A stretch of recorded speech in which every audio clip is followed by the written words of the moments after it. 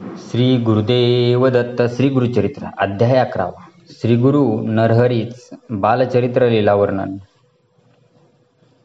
ओम श्री गणेशाय नमः.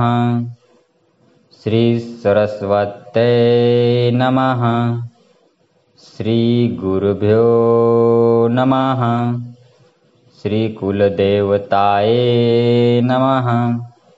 श्री गुरूंचा पुढचा अवतार कसा झाला ते मला सविस्तर सांगा, असे नामधारक म्हणाला असता सिद्ध म्हणाले.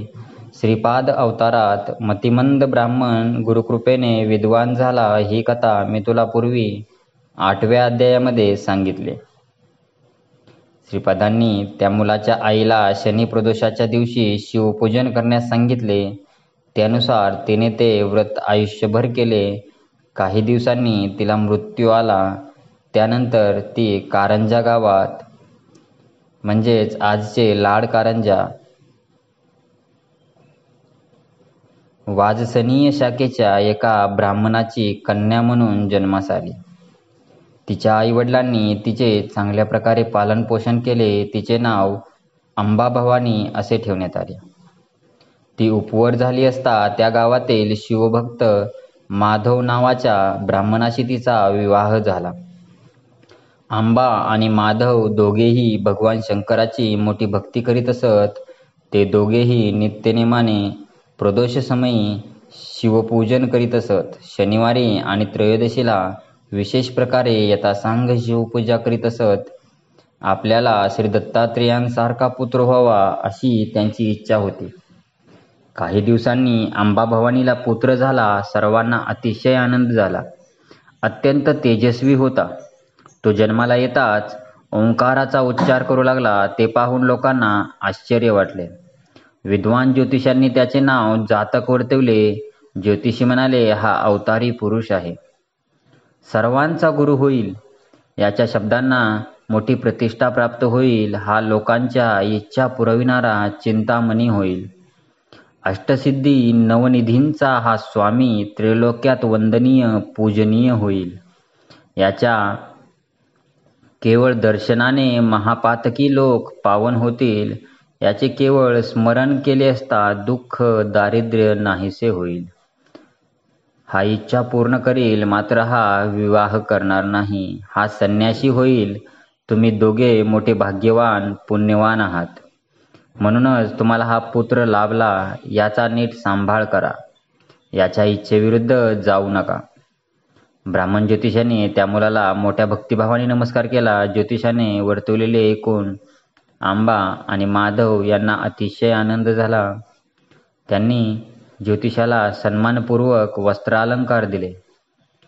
माधव ब्राह्मणाचा नवजात पुत्र ओंकार जपतो ही बातमी वाऱ्यासारखी गावभर पसरली. गावातील असंख्य स्त्री पुरुष हे माधवाच्या घरी गर्दी करू लागले. आपल्या या पुत्राला आल्या गेलेल्यांची दृष्ट लागू नये म्हणून आंबा त्या पुत्राची खूप काळजी घेत होती. दृष्ट काढीत असे. त्याच्या गळ्यात गंडादोरा बांधत असे.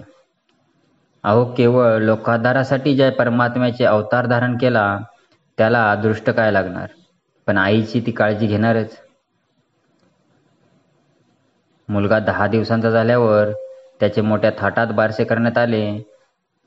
शालग्रामदेव असे त्याचे जन्मनाव व नरहरी असे पाळण्यातले नाव ठेवण्यात आले.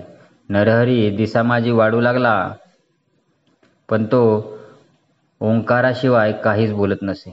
आईवडिलांनी त्याला बोलावयास शिकवण्याचे खूप प्रयत्न केले, पण त्याचा काहीही उपयोग झाला नाही. आपला हा सोन्यासारखा मुलगा मुका आहे की काय अशी त्यांना भीती वाटू लागली. नरहरी 7 वर्षाचा झाला. 8व्या वर्षी याची मुंज करावयास हवी, पण मुक्या मुलाची मुंज कशी करायची, याला गायत्री मंत्र कसा शिकवायचा. भगवान शंकरांनी आपल्याला पुत्र दिला, पण तो मुका दिला.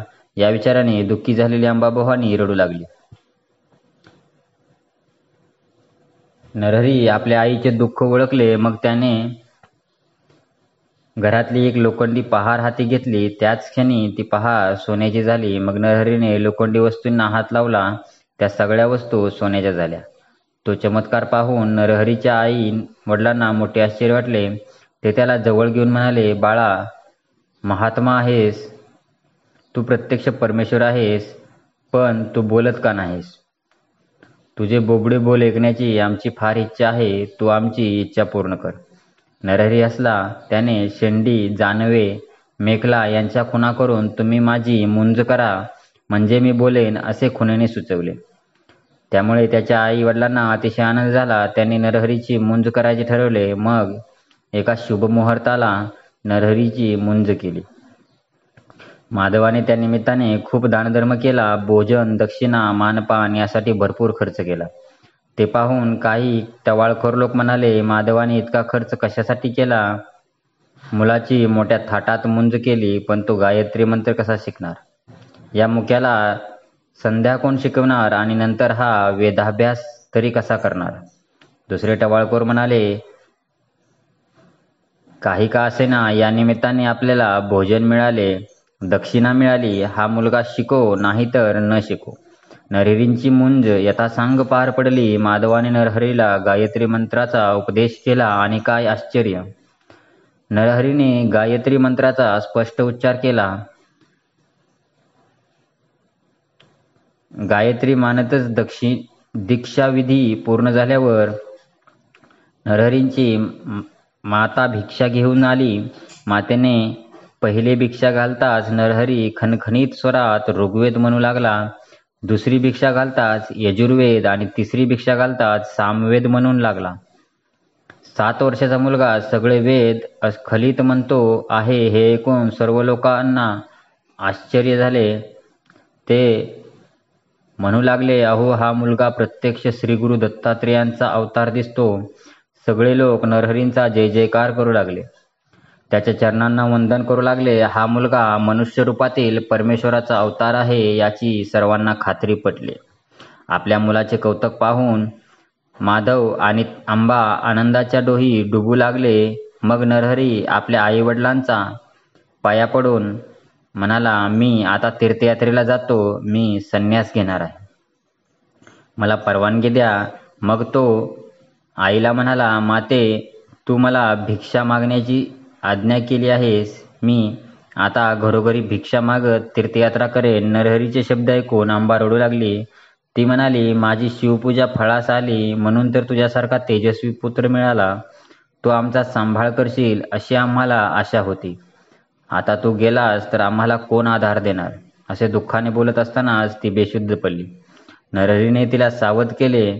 तो तिला समजावीत म्हणाला, माते, मला जे कार्य नेमून दिले आहे त्यासाठी मला ग्रहत्याग करावाच लागेल. पण तुम्ही शोक करू नका. तुम्हाला 4 पुत्र होतील. ते तुमची उत्तम सेवा करतील. माझे बोलणे खोटे ठरणार नाही. असे बोलून त्याने वरदहस्त तिच्या मस्तकी ठेवला.